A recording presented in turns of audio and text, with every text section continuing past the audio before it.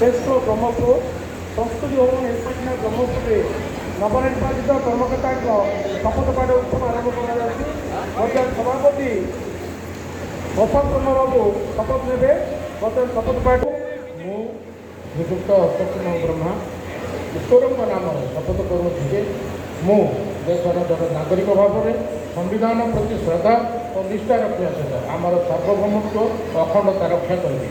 Brahmapur press क्लबर सभापति रूपे मोर कर्तव्य श्रद्धा और शुद्ध अंतकरण निर्वाह करेंगे।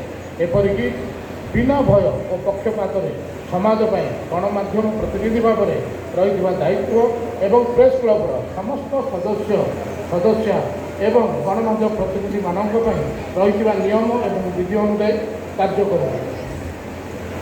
मु श्रीयुक्त अशोक कुमार ब्रह्मा ईश्वर नाम शपथ करुचे जो विषय प्रेस क्लब ब्रह्मपुर सभापति रूपे मोर विचार को अणाजिब बा मत ज्ञात हो मोर कर्तव्यर समुचित निर्वाह निमंते जेपरि आवश्यक हो तद्भिन्न प्रत्यक्ष बा परोक्ष भाव कौन व्यक्ति मानू जनाबी ना बा प्रकट करी नहीं। धन्यवाद।